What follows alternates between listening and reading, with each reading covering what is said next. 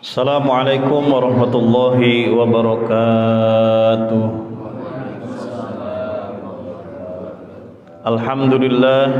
Alhamdulillahilladzi nahmaduhu wa nasta'inuhu wa nastaghfiruh wa na'udzu billahi min shururi anfusina wa min sayyiati a'malina may yahdihillahu fala mudilla lahu wa may yudlil fala hadiyalah. Asyhadu an la ilaha illallah wahdahu la syarika lah wa asyhadu anna Muhammadan abduhu wa rasuluhu la nabiyya ba'dah.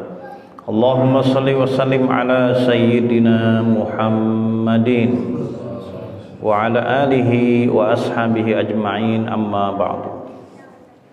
Faqala Rasulullah sallallahu alaihi wasallam, man qala raditu billahi rabba wa bil islami dina wa bi Muhammadin nabiyya wa rasula wajabat lahul jannah. Rasulullah sallallahu alaihi wasallam pernah bersabda, barang siapa orang yang berzikir, membaca kalimat thayyibah, berdoa pada Allah Subhanahu wa taala dengan membaca lafaz kalimat raditu billahi rabba, aku ridho Allah sebagai Tuhanku, wa bil islami dina, dan Islam sebagai agamaku, wa bi Muhammadin nabiyya wa rasula, dan Muhammad bin Abdullah sebagai utusan Allah Subhanahu wa taala, wajabat lahul jannah, maka wajib baginya untuk masuk ke dalam surganya Allah Subhanahu wa taala. Bismillahirrahmanirrahim.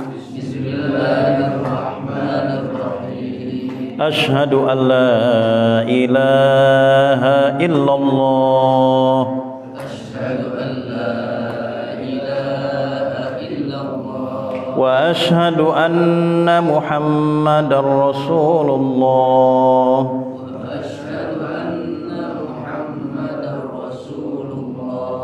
Raditu billahi rabba wa bil islami dina wa bi Muhammadin nabiyya wa rasulah. Rabbi zidni ilman nafi'a warzuqni fahma bi rahmatika ya arhamar rahimin.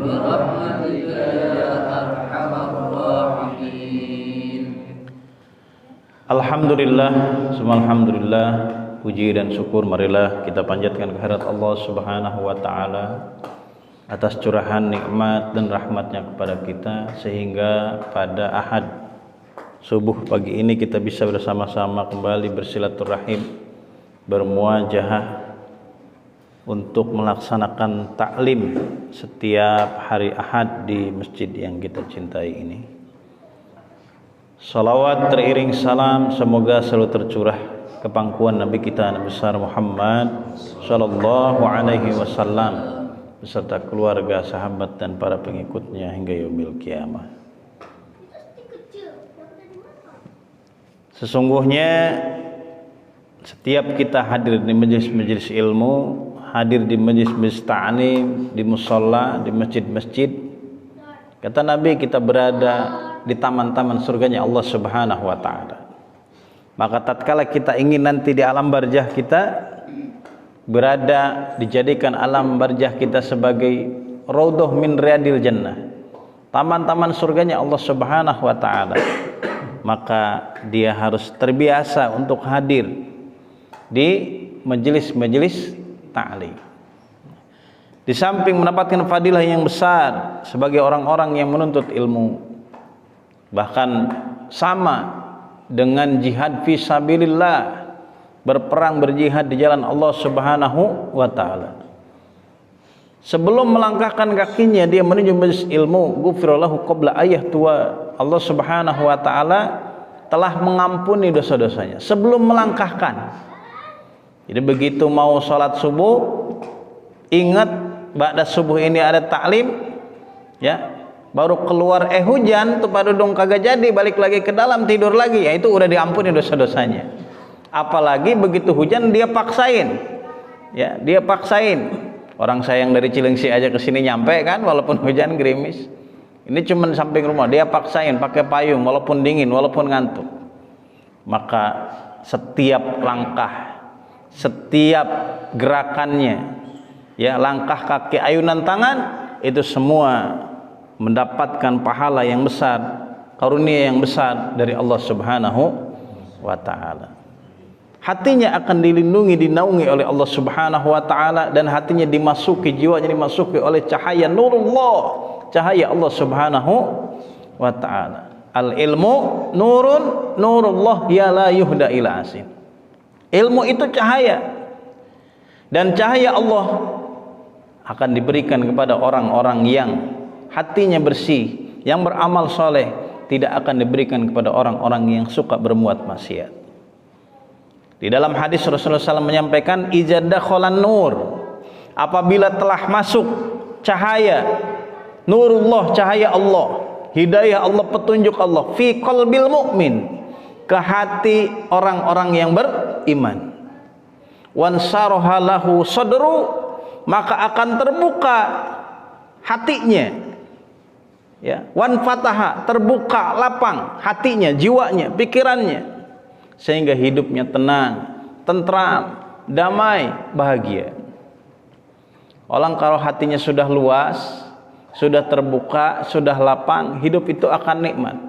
Walaupun dia tinggal di tempat yang sempit, tinggal di rumah yang sempit, di rumah yang kecil, yang sederhana, karena hatinya lapang, luas, maka rumah itu indah rasanya, luas rasanya, seperti di dalam istana, baiti jannat.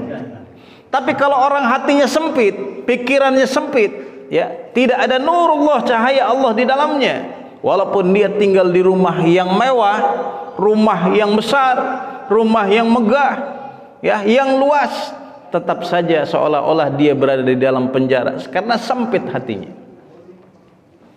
Makanya jangan dikira orang yang tinggal di rumah yang bagus, rumah yang besar, ya, dia bahagia, belum tentu. Siapa tahu seorang suami yang rumahnya bagus besar, tiap hari diomelin mulu sama istrinya, tiap mau pulang dia menjadi apa? Seolah-olah menjadi hantu. Kalau di rumahnya samping istrinya dimarah-marahin terus. Jadi nggak tenang tuh, nggak betah. Itu terjadi, pernah ada salah seorang laki-laki, seorang suami, dia kaya tapi dia mau merampok bank.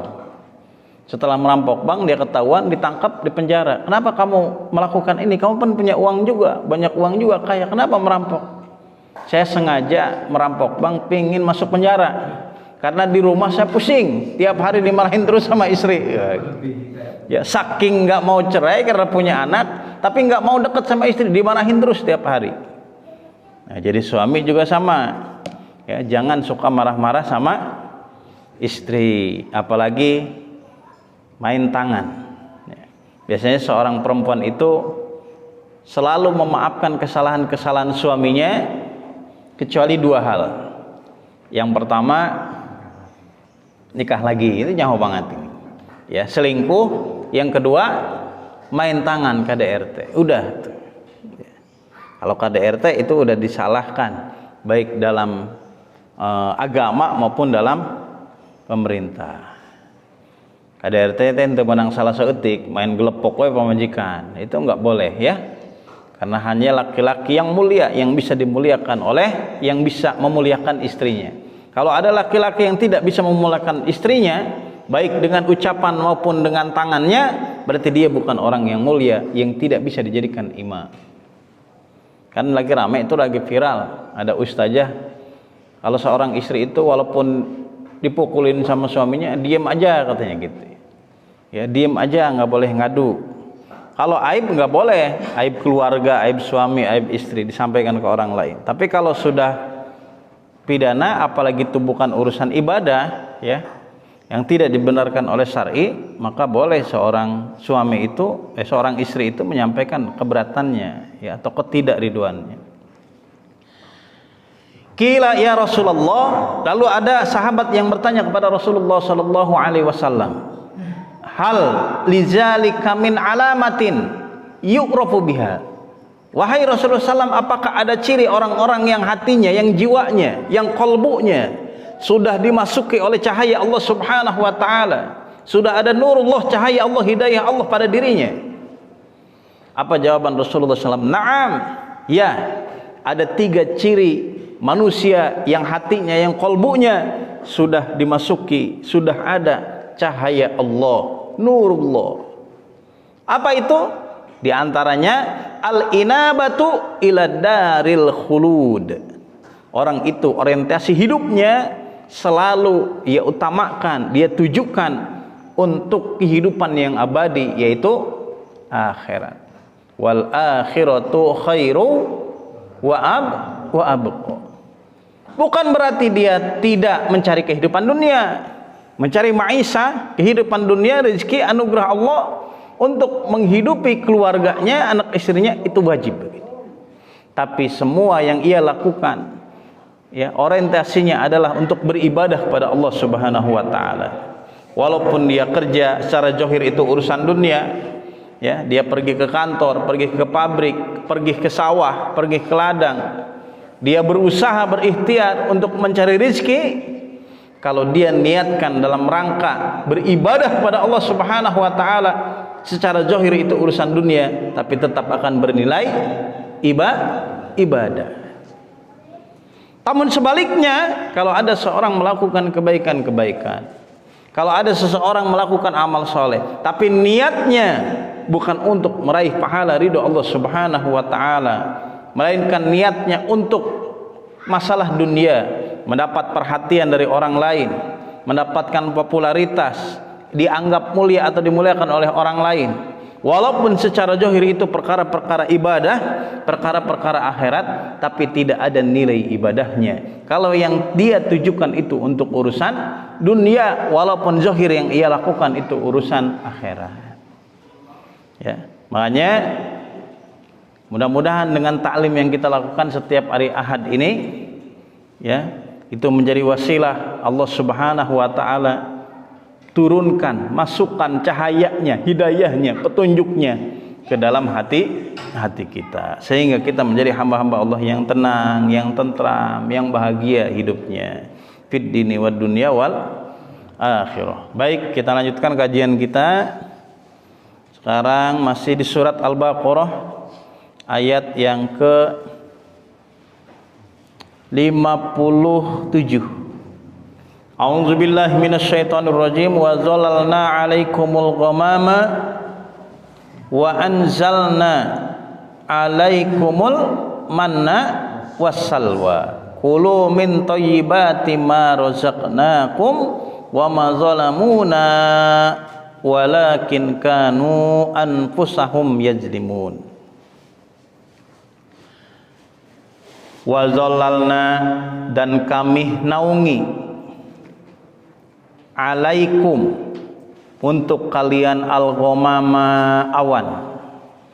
Ya, Allah jadikan awan sebagai naungan untuk kalian Bani Israel.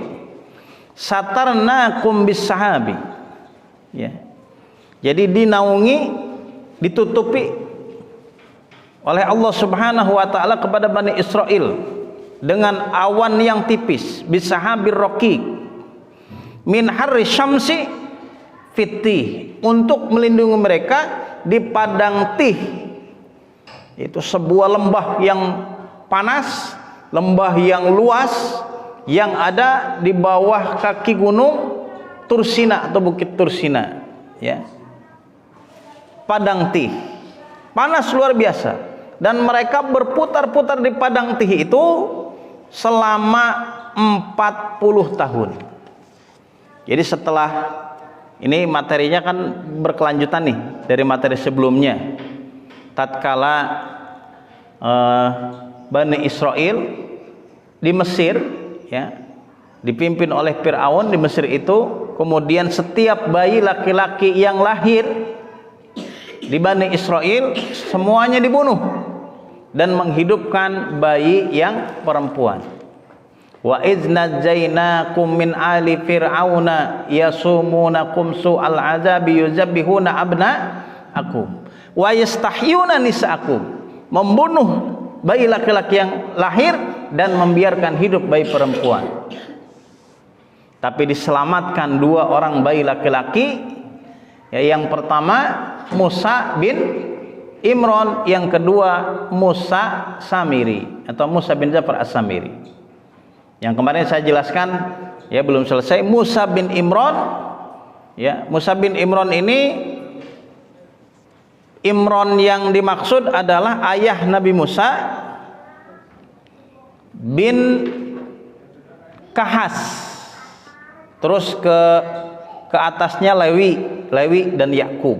Berarti awal dari nabi-nabi Bani Israel. Ada dua perbedaan pendapat para ulama.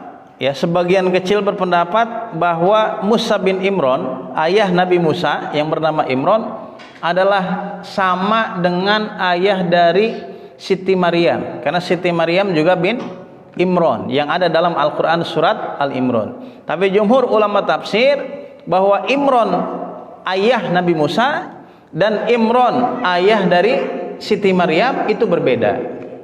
Di dalam tafsir Al-Azhar itu dijelaskan terpaut jarak hidup mereka 1800 tahun.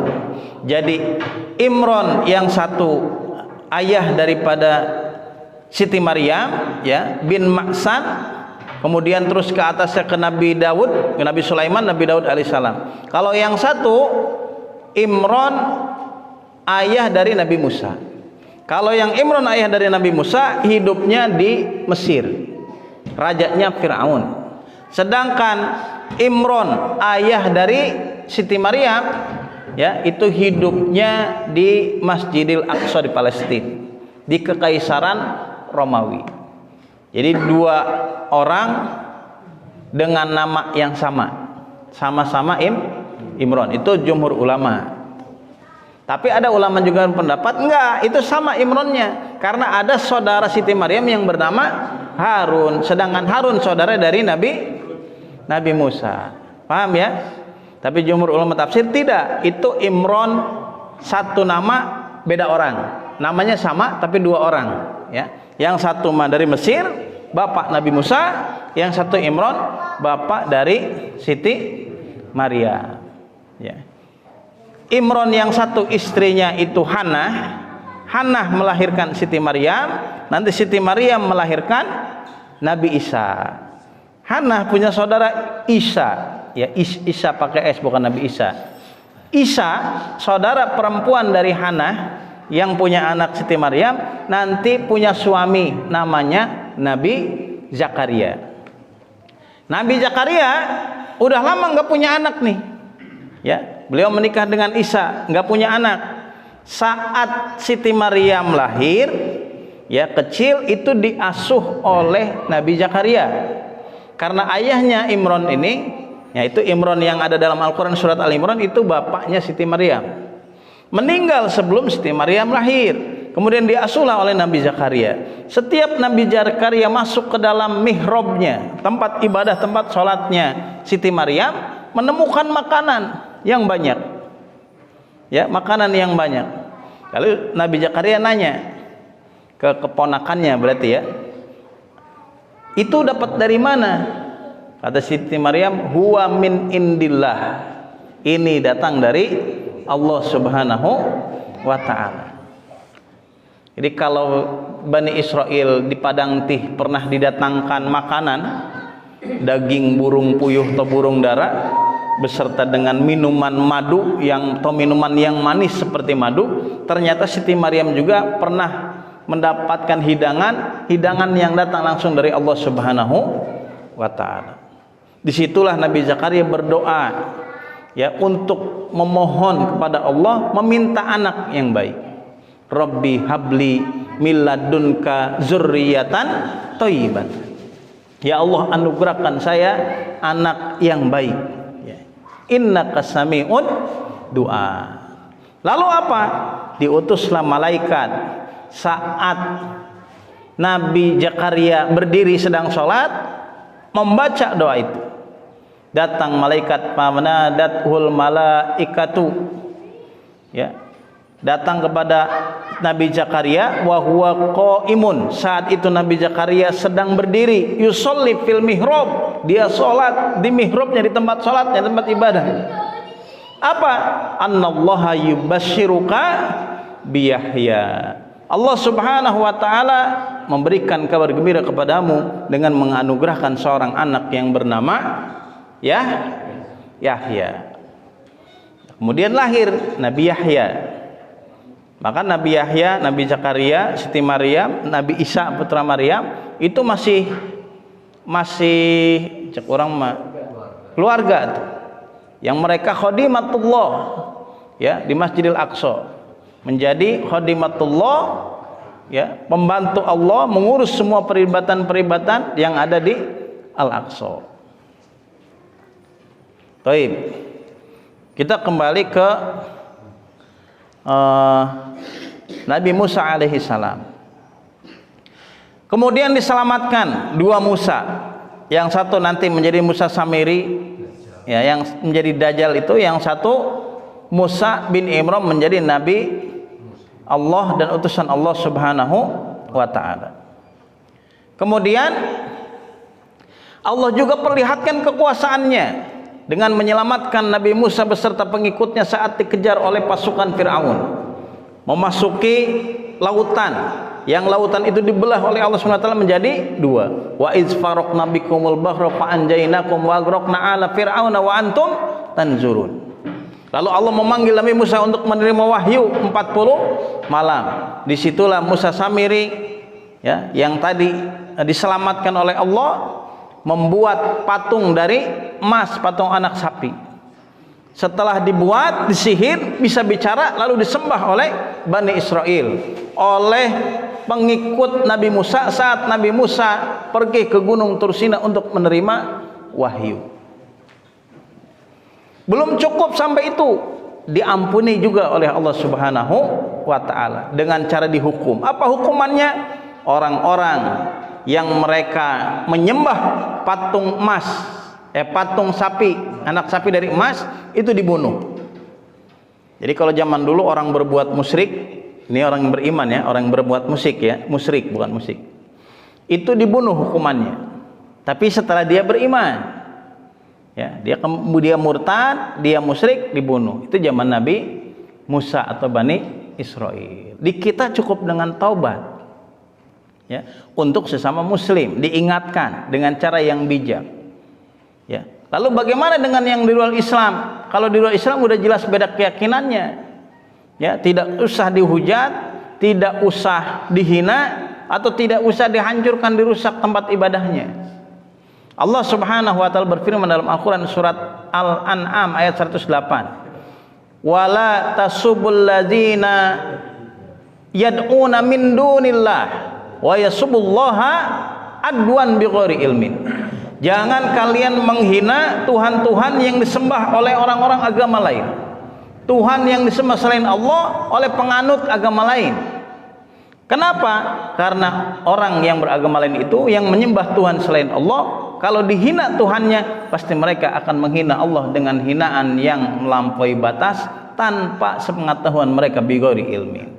Maka menghormati keyakinan sesama ya, umat beragama, antara umat beragama di dalam Islam itu sangat harus dilakukan, tidak boleh menghinanya. Tapi kalau sesama Islam mengingatkan kalau dia berbuat dosa, berbuat musyrik ya, apalagi menduakan Allah secara terang-terangan, itu harus diingatkan ya, harus diingatkan. Yang tidak boleh itu di luar Islam. Kalau ada sesajen nih, atau ada patung, atau ada pohon disembah, disediakan sesajen di sananya, yang melakukan itu bukan orang Islam, ya itu silahkan urusan mereka. Tapi kalau yang melakukan itu orang Islam, nggak boleh, harus diingatkan ya, harus diingatkan dengan lisan, kemudian dengan perbuatan. Setelah itu masih diampuni oleh Allah Subhanahu wa ta'ala Bani Israel ini. Kemudian Allah Subhanahu wa ta'ala turunkan kepada mereka makanan dan minuman dari surga. Di sini wazalalna, kami naungi mereka dengan awan yang tipis saat ada di padang Tih, setelah mereka menyembah patung dari emas dalam bentuk anak sapi, lalu mereka melanjutkan perjalanan kembali ya dari Mesir menuju ke Palestina. Tapi Bukit Tih ini atau Padang Tih ini terletak di antara Mesir dan Palestina, masuk ke dalam wilayah Mesir. Dengan panas luar biasa, dinaungi oleh Allah Subhanahu wa taala agar tidak kepanasan. Wa anzalna alaikum, kemudian kami turunkan untuk kalian, fihi, di Padang Tih itu, al-manna, minuman yang manis seperti madu, wasalwa, dan makanan dari burung dara. Ini bukan berarti gini ya, kalau dalam tafsir itu bukan berarti daging hidangan itu sama nampannya daging burung dara sama madunya sama botolnya terbang dari langit ke dia, bukan gitu. Kalau kata ulama, di sana di Padang Tih itu banyak burung-burung sejenis burung puyuh atau burung dara yang jinak, begitu diambil nggak kabur, bisa disembelih lalu dimasak dimakan. Sedangkan minuman yang manis seperti madu, yaitu ada yang mengatakan seperti lem, kemudian terbawa angin lalu nempel ke tempat-tempat, ke batu atau ke pohon yang ada di sana, yang dia datang setiap pagi ya sebelum matahari terbit, lalu diambil dicampur dengan air itu menjadi manis seperti madu lalu diminum. Kalau menurut Quraisy Shihab ya, dia menjelaskan bahwa itu adalah sejenis air yang menempel di daun-daun yang ada setiap pagi sebelum matahari terbit, berwarna merah, bisa diambil dicampur dengan air menjadi manis seperti madu lalu diminum ya. Bukan berarti nampannya pada datang gitu ya, kayak kayak film Aladin lah, itu hari baru menang banget, bukan seperti itu. Itu sebagai anugerah dari Allah Subhanahu wa taala. Wa huma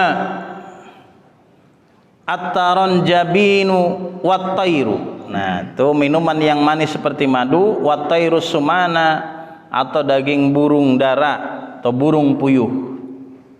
Wa qulna, dan kami berfirman, Allah Subhanahu wa taala berfirman kepada Bani Israel, kulu, makanlah oleh kalian, min thayyibati, dari yang baik, ma razaqnakum, dari rizki yang telah aku karuniakan kepada kalian. Wala tadakhiru, jangan kalian simpan.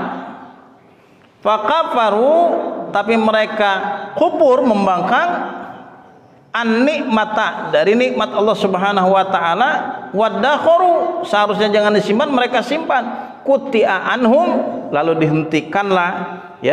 dihentikanlah nikmat Allah, pemberian Allah dengan diturunkannya makanan dan minuman tadi.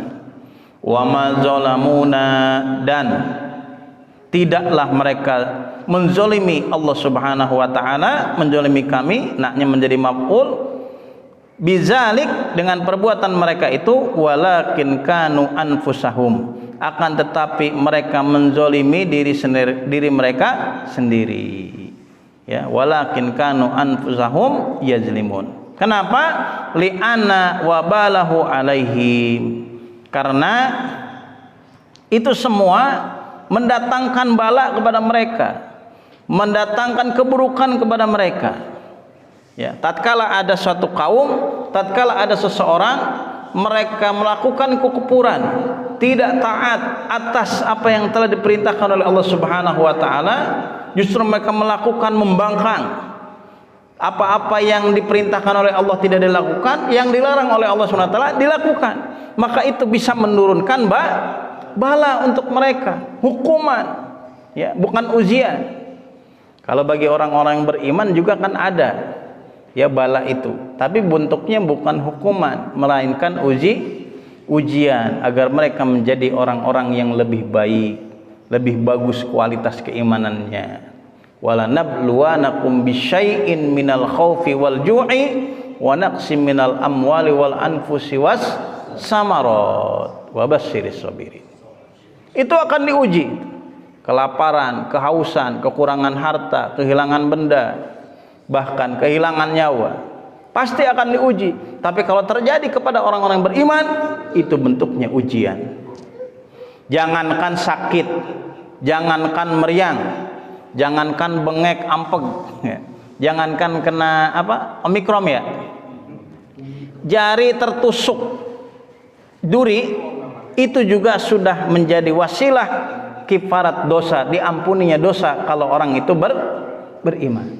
Tapi kalau orang itu tidak beriman, justru dia ahli maksiat, kemudian dia mendapatkan bala, maka bala itu bentuknya hukuman, azab, peringatan dari Allah Subhanahu wa ta'ala. Makanya di dalam ayat Al-Quran dijelaskan wattaqu, untuk takut kepada Allah Subhanahu wa ta'ala, ya, dan atas bala dari Allah Subhanahu wa ta'ala yang menimpa bukan hanya kepada orang-orang kafir saja khosotan, tapi kalau sudah turun bisa menimpa kepada orang yang baik juga. Kalau ada suatu tempat, suatu kaum di sana ada keburukan, ada kemaksiatan, didiamkan saja. Bahkan ada orang yang soleh, orang yang baik juga tidak ngomong apa-apa, dia diam saja. Kemudian turun bala ajab dari Allah SWT, maka yang terkena itu bukan hanya orang yang berbuat dosa atau maksiat saja, tapi orang-orang yang beriman pun akan kena. Kalau suatu saat misalkan di suatu tempat, suatu wilayah, di sana ada perjudian, di sana ada perzinahan, di sana ada khurafat, ada kemusyrikan yang dilakukan oleh penduduk situ. Kemudian ada juga orang yang beriman, orang yang baik, orang yang soleh, orang yang baik, orang yang soleh ini diam saja. Kemudian datang turun azab Allah berupa gempa misalkan, berupa banjir misalkan. Apakah yang banjir, yang gempa atau yang lainnya itu hanya terjadi, hanya turun kepada orang yang kufur saja? Tidak. Orang yang beriman pun akan kena. Ya, akan kena. Beda lagi dengan kejadian khusus. Misalkan nih ada 5 rumah atau 10 rumah. Nah, dia tukang judi, dia tukang zina, dia tukang maling, ya. Di sini ahli ibadah di tengah-tengahnya. Terjadi kebakaran, nu lain kahuruan eta nu tengah-tengah teu, itu beda lagi. Tapi umumnya lamun hiji kebakaran, nu samping kebakaran, nu tengah teh pasti kebakaran. Ya umumnya kayak gitu. Ya, kalau kita kan enggak, supaya aman dari kebakaran rumahnya ngambil apa tuh? Yang dari kiswah. Kalau nanti haji atau umroh ke tanah suci, ambil kiswah Ka'bah. Kan itu diganti itu.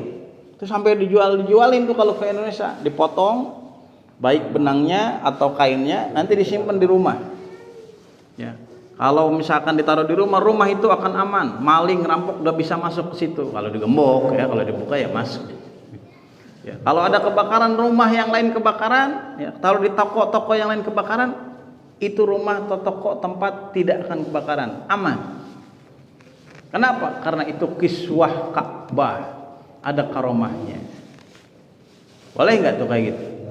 Nggak boleh. Tapi banyak dilakukan, banyak.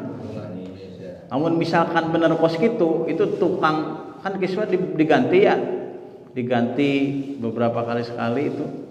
Nah itu enak banget ya tukang sononya ya, dipotongin aja dijuali. Pasti numeli orang Indonesia lo bobangan teh mah. Enggak boleh seperti itu. Ya. Tapi kalau ajab itu turun karena pembiaran, maka semuanya akan terkena. Makanya kalau ada yang kira-kira dicurigai berbuat dosa, berbuat maksiat, ya, perzinahan, perjudian, atau yang sekarang lagi merajalela nih ke anak-anak muda, apa namanya?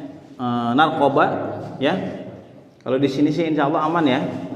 Di beberapa tempat tuh narkoba masih ada ajat, anak-anak muda di kampung-kampung ditangkepin polisi. Ya ada pengedarnya.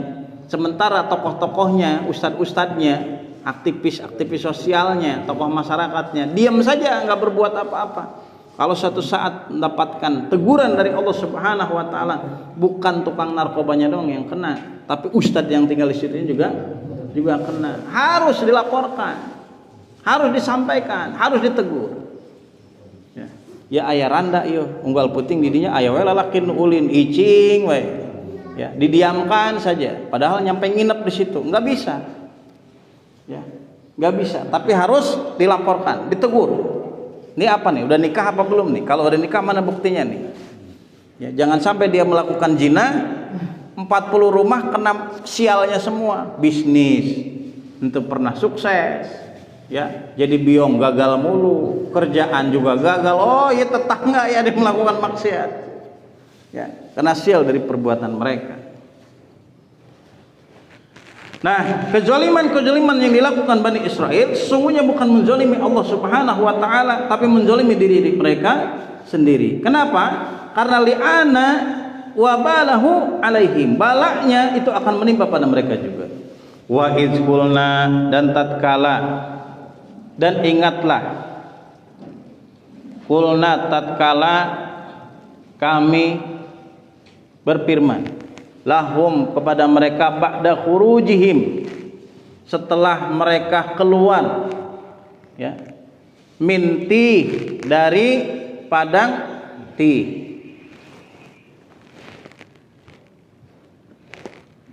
udkhulu hadhil qaryah, masuklah ke negeri ini. Apa yang dimaksud? Baitul Maqdis, yaitu ke Baitul Maqdis, Yerusalem, Palestina. Jadi kan waktu itu dia dari Mesir, dikejar oleh Firaun, terus dikejar sampai menyeberang lautan, diselamatkan. Firaun terkenam, dia terus berjalan sampai ke Padang Tih, ya, ke Bukit Tursina. Di sana terjadi hal-hal, dari perjalanan pun sudah terjadi hal-hal yang memang khariqul adah, di luar batas nalar manusia. Pernah pengen melihat Allah Subhanahu wa taala, ya. Wa id qultum ya Musa lan nu'mina laka hatta narallaha jahratan fa akhadhatkumus sa'iqah. Kami enggak akan beriman kepada Tuhanmu sebelum kami melihat Tuhanmu. Ya. Kemudian fa akhadhatkumus sa'iqah. Mereka disambar petir semuanya, mati semua. Summa ba'asnakum mim ba'di mautikum la'allakum tashkurun. Dibangkitkan lagi, dihidupkan lagi oleh Allah Subhanahu wa taala. Di padang teh dia naungi oleh awan, diturunkan makanan dan minuman dari Allah Subhanahu wa ta'ala. Kemudian setelah mereka keluar dari padang ti menuju tempat mereka, setelah 40 tahun putar-putar di tempat itu, masuklah ke kota yang Baitul Maqdis, tujuan mereka. Jadi Bani Israel, bapak moyang Bani Israel siapa? Nabi Yakub. Nabi Yakub putra dari putra dari Nabi Ishak, itu Nabi Yakub. Nabi Yakub ini punya anak. Iya, punya anak dia. Dia punya 4 orang istri, Nabi Yakub. Istri yang pertama bernama Lia, punya 6 anak. Istri yang kedua bernama Rahel, punya 2 anak. Satu Nabi Yusuf alaihissalam, yang kedua Bunyamin. Kemudian istri yang ketiga pertama Balha, punya 2 anak. Istri yang keempat bernama Zulfa, punya 2 anak. Berarti jumlah anaknya semua ada 12. Tinggalnya di mana? Di daerah Baitul Maqdis, ya, di daerah Palestina. Saat Nabi Yusuf alaihissalam dikerjain sama saudara-saudaranya, dikerjainnya bukan bercanda, ya, dimasukin ke dalam sumur. Coba. Dan Nabi Yakub tahu kalau Nabi Yusuf itu, ya, Nabi Yusuf waktu kecilnya itu dicelakakan oleh saudara-saudaranya, lalu diambil nanti oleh penguasa, ada yang mengatakan menteri, ada yang mengatakan raja dari Mesir, kemudian diselamatkan dari sumur itu dan diangkat menjadi anak, ya. Kemudian dirawat, dibesarkan sehingga tubuh menjadi laki-laki, ya, yang ganteng, yang cakep, yang tampan. Sampai nanti di sana ada kisah jatuh cintanya ibu angkat Nabi Yusuf alaihi salam yang bernama Siti Julaiha. Nah, setelah beliau lama di sana, ya, kemudian singkat cerita menjadi seorang menteri dari raja. Lalu diundanglah 11 saudara Nabi Yusuf alaihi salam dan juga ayahnya, yaitu Nabi Yakub, bersimpuh. Awalnya nggak tahu siapa ini, ya, siapa ini tuan yang memanggil dia. Salah satu petinggi di Mesir. Setelah bapaknya udah tahu, oh ini Nabi Yusuf alaihissalam putranya. Kemudian setelah dia menjelaskan, saya Yusuf saudara kalian, nu baheula keuletik diceburkeun ka jero sumur. Setelah itu ya Nabi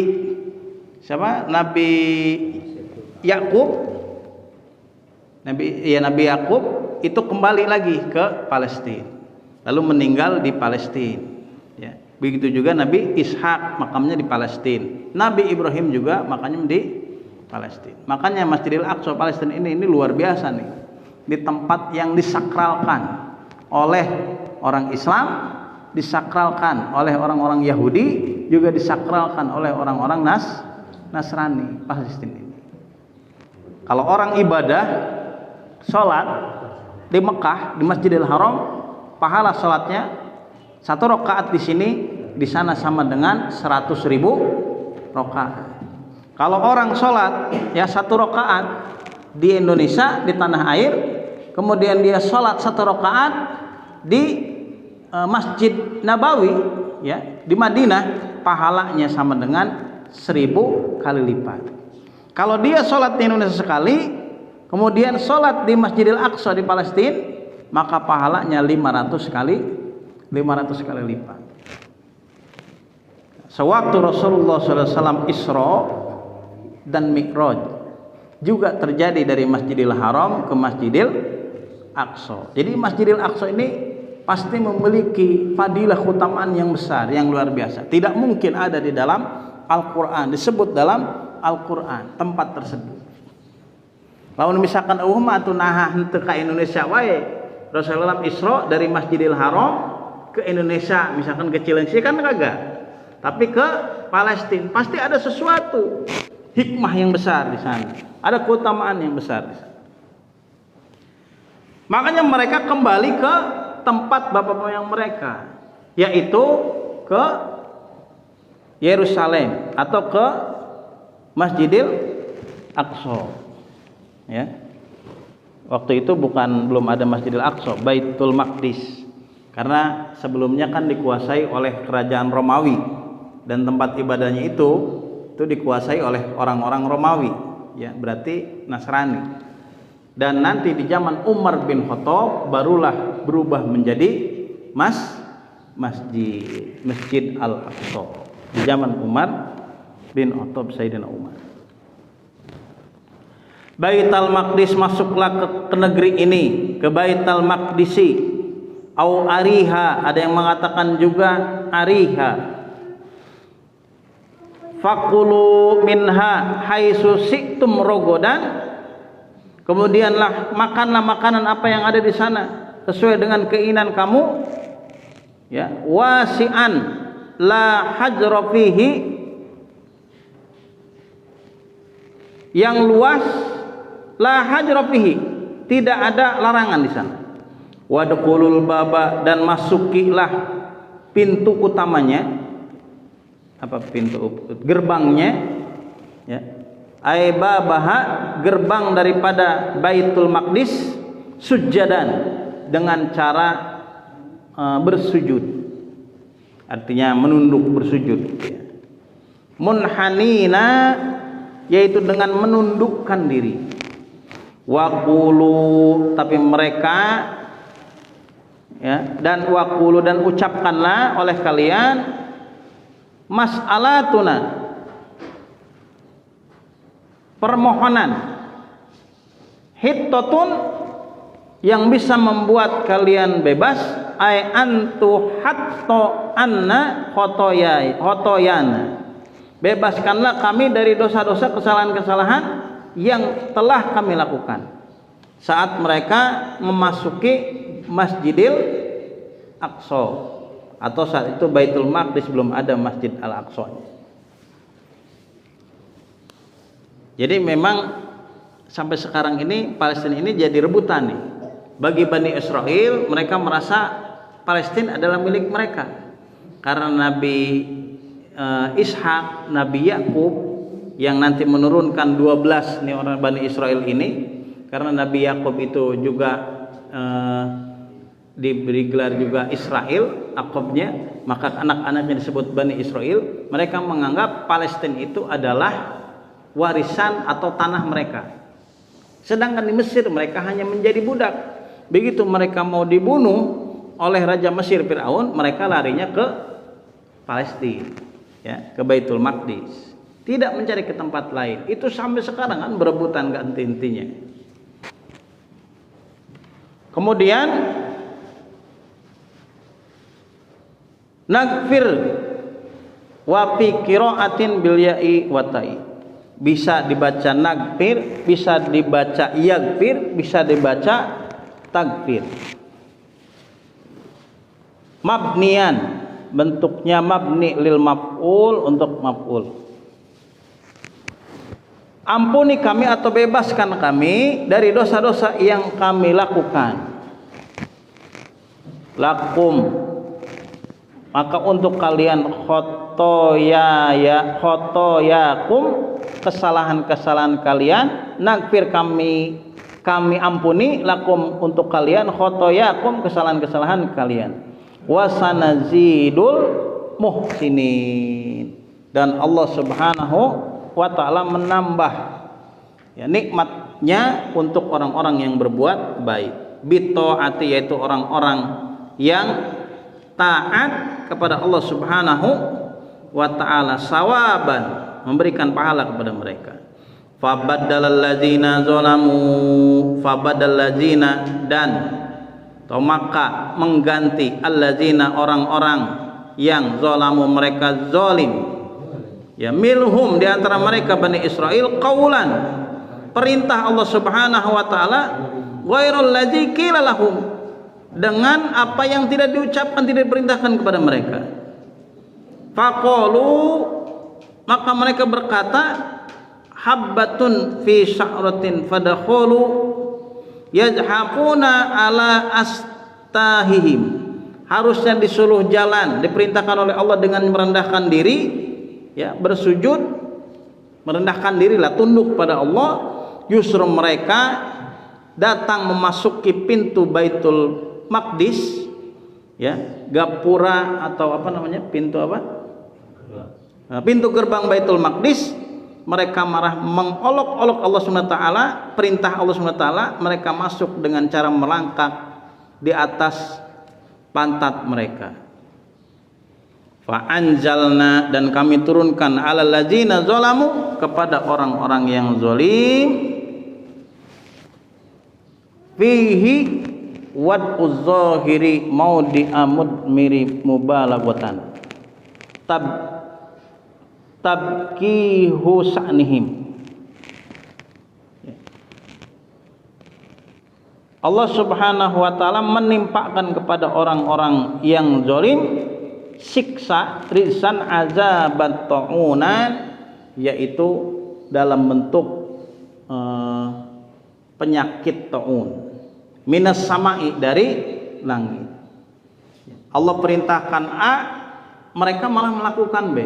Allah perintahkan masuk ke pintu gerbang Baitul Maqdis dengan cara bersujud, merendahkan diri dan memohon ampun kepada Allah atas dosa-dosa yang telah mereka lakukan di zaman dulu. Nagfir lakum khotoyakum, Allah pasti akan mengampuni dosa-dosa mereka. Mereka malah mengolok-olok perintah Allah Subhanahu wa ta'ala, jalan dengan pantatnya, ya, mencoba orang meledek lah, mengejek lah perintah Allah Subhanahu wa ta'ala tersebut. Lalu Allah hukum mereka dengan diturunkan penyakit ta'un minas sama'i, dari langit, bima kanu yafsukun, dan itu menimpa, terjadi pada orang-orang yang fasik, bisababi fiskihim ay khurujihim an taatillah, yaitu orang-orang yang fasik, orang-orang yang keluar dari ketaatan pada Allah Subhanahu wa ta'ala.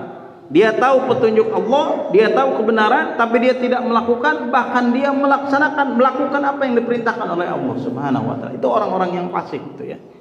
Orang yang paham tentang kebenaran, orang yang tahu itu larangan tapi dia melakukannya. Orang yang tahu itu perintah tapi dia malah tidak melakukannya. Itulah orang-orang yang fasik. Kalau bahasa ini, rojulun, ada orang yang tahu dan dia tahu kalau dia tahu.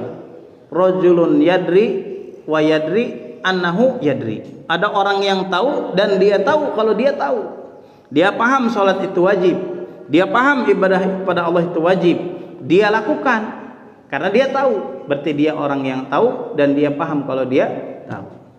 Ada orang yang rajulun yadri wala yadri annahu yadri. Ada orang yang tahu tapi dia tidak tahu kalau dia tahu.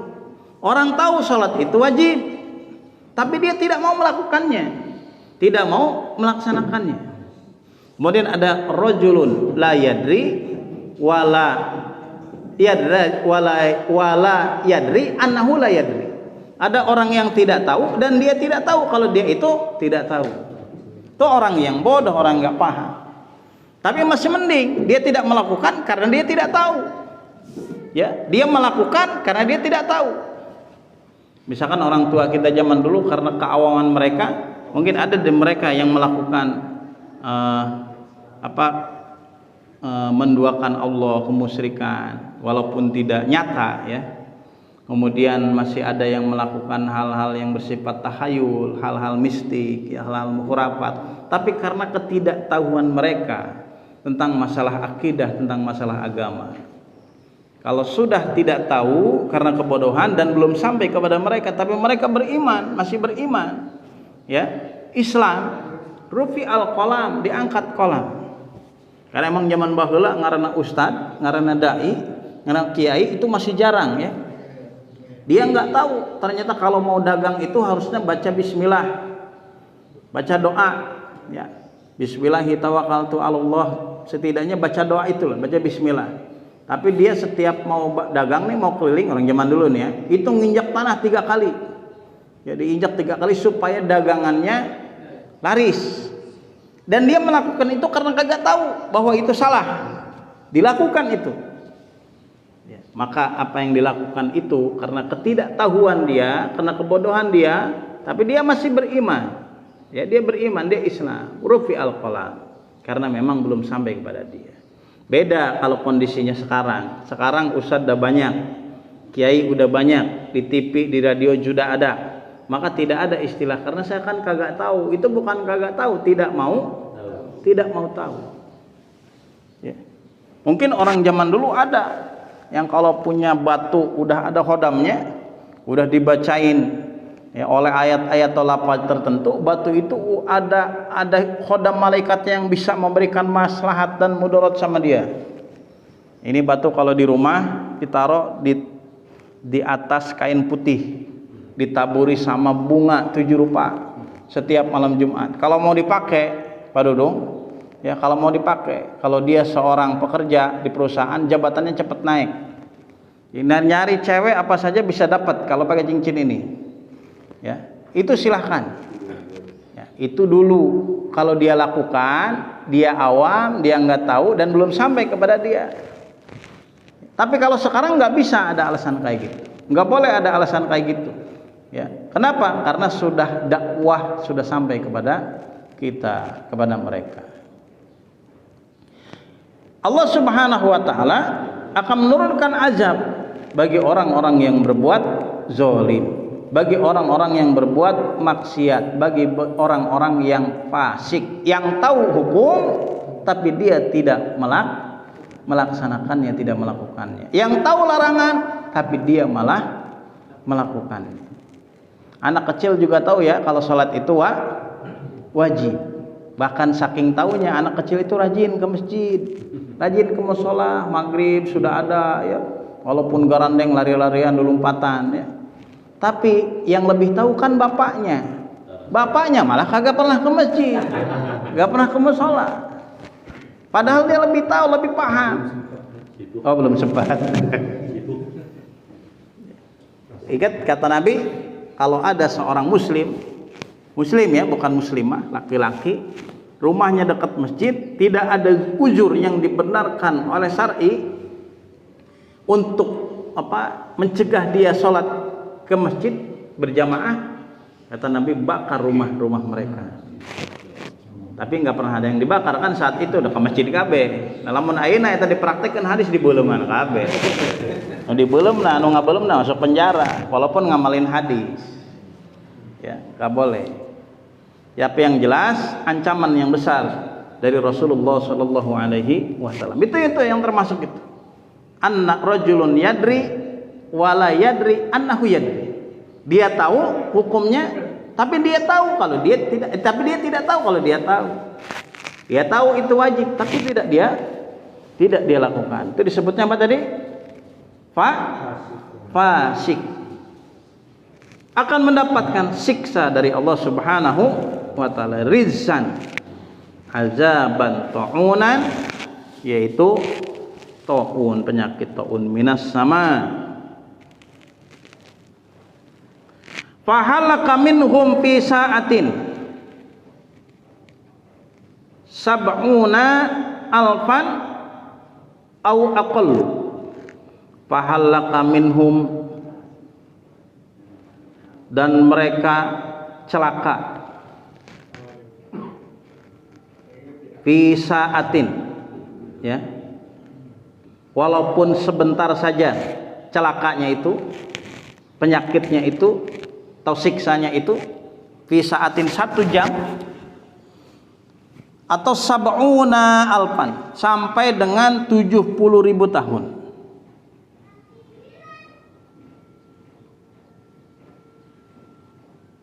Au aqalla, atau yang lebih sedikit atau lebih kecil dari itu. Wazkur, 70 tahun ya, bukan 70.000 tahun, 70 tahun. Wazkur, dan ingatlah, ijistasqa, tatkala Nabi Musa alaihissalam meminta kepada Allah Subhanahu wa taala, memohon kepada Allah Subhanahu wa taala untuk mendapatkan air, talabas suqya, mendapatkan air untuk minum, liqaumihi, ya, untuk kaumnya, wa qad atisu fitih, karena di padang Tih 40 tahun itu mereka berputar-putar di sana panas. Nabi Musa alaihissalam meminta kepada Allah untuk diturunkan air, diberi air. Faqulna, lalu kami berfirman kepada Nabi Musa, idrib, pukullah bi asaqal hajar, batu itu dengan tongkatmu. Wa huwa allazi farra bisaubihi, batu yang dipukul oleh Nabi Musa itu adalah batu yang dulu pernah membawa lari baju Nabi Musa alaihissalam waktu Nabi Musa sedang mandi.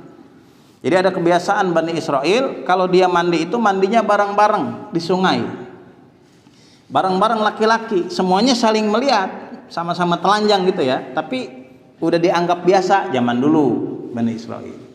Sedangkan Nabi Musa, Nabi dan Rasulullah malu kalau mandi bareng itu. Ya besing ketempo meureun, wah leutik ya mane gitu kan. Dia mandi sendiri ngumpet. Lalu timbullah fitnah, omongan kagak baik dari Bani Israel, dari kaumnya. Wah, jangan-jangan Nabi Musa itu punya cacat. Jangan-jangan Nabi Musa punya aib di tubuhnya. Ya. Allah, Nabi Musa diam aja, tapi Allah tidak nerima nabinya dihina seperti itu. Kalau suatu hari Nabi Musa ini mandi, dia nyebur ke sungai, bajunya ditaruh di atas batu. Dan Allah SWT memerintahkan kepada batu itu untuk lari sekencang-kencangnya. Lalu Nabi Musa keluarkan dari sungai itu, dia lari mengejar batu yang membawa bajunya. Nah, disitulah kelihatan bahwa Nabi Musa itu badannya nggak ada aib. Ya, terus dikejar-kejar tuh ya, batunya itu dikejar-kejar. Sampai Nabi Musa ngomong, saubi ya hajar, ya, wahai batu itu bajuku balikin gitu ya. Hatta nazarat Banu Israel ila Musa, sampai Bani Israel itu melihat tubuh Nabi Musa yang telanjang. Lalu berhenti setelah dilihat, setelah diketahui bahwa Nabi Musa tubuhnya sempurna, Nabi dan Rasul Allah. Nah, itulah batu yang dipukul oleh Nabi Musa yang diperintahkan oleh Allah Subhanahu wa taala tak kala Nabi Musa memohon air untuk umatnya, untuk kaumnya, karena haus berada di padang Tih. Setelah dipukul apa yang terjadi? Fanfajarat, kemudian terpancarlah air. En sakot, batu yang tadi itu terbelah, wasalat, dan keluar air dari dalam batu. Min husnata asro aina, sebanyak 12 mata air. Bi adadil asbati, ya, itu sama dengan 12 suku atau jumlah 12 suku dari suku Bani Israil. Qad alima kullu unasin wallahu a'lam bissawab wa ilaihil marji'u wal ma'ab. Kita lanjutkan nih masih di ayat yang ke-60 di pertemuan yang akan datang. Ya, karena ini ada ininya apa namanya? Ada rekamannya, nanti bisa dilihat ya dari Pak Ustadz Utam TV. Di-share tuh ke grup RT itu ya, grup masjid biar bisa di ini. Soalnya saya liatin nih yang nonton cuman 20 orang, ada yang 11 orang. Kalau yang saya selalu banyak. Ya. Karena dipaksa siswa baca tak. Lihat. Di-share kemana-mana karena media sosial ini kan banyak berbagai macam aneka ragam berita ataupun video atau apalah yang masuk ke media sosial. Kita sebagai umat Islam penuhi itu, ramaikan media sosial dengan dakwah Islam, warnai dengan warna Islam. Insya Allah menjadi kebaikan, menjadi keberkahan buat kita, menjadi pahala, ladang amal buat kita ya. Karena yang namanya teknologi kan itu netral. Dipakai sama orang yang baik dia menjadi baik, dipakai sama orang yang kagak baik ya dia jadi kagak baik. Ya, musik juga seperti itu, teknologi seperti itu. Sama kayak pistol kalau dipakai sama polisi, dipakai sama TNI, nah itu senjata menjadi buat keamanan warga, keamanan masyarakat, melindungi masyarakat, melindungi warga. Tapi kalau yang makainya maling, rampok kan bahaya. Bukan pistolnya yang dosa, yang melakukan. Baik, sebelum kita akhiri dengan baca hamdalah dan doa kafaratul majlis, kalau ada yang mau disampaikan atau ditanyakan berkaitan dengan materi yang kita bahas pagi ini atau di luar materi yang kita bahas pagi ini, kepada jemaah dipersilahkan. Cukup ya. Iya lamun keur sakola baheula pasti tara nanya ngahulang we asal nanya. Naik nanya naon ja? Ngahulang. Ya, ngahulang teh icing we gitu, tara nanya. Ya. Terima kasih atas perhatiannya. Mohon maaf atas segala kekurangannya. Mudah-mudahan menjadikan kebaikan, manfaat dan barokah untuk kehidupan kita. Allah jadikan keluarga kita keluarga yang sakinah, mawaddah warahmah, anak kita menjadi anak-anak yang soleh dan solehah, dan Allah jadikan kita menjadi ahli-ahli surganya Allah Subhanahu wa taala. Alhamdulillahirabbil alamin. Subhanaka Allahumma wa bihamdika asyhadu an la ilaha illa anta astaghfiruka wa atubu ilaik. Hadanallahu wa iyyakum ajmain. Nasrun minallah wa fathun qarib. Assalamualaikum warahmatullahi wabarakatuh.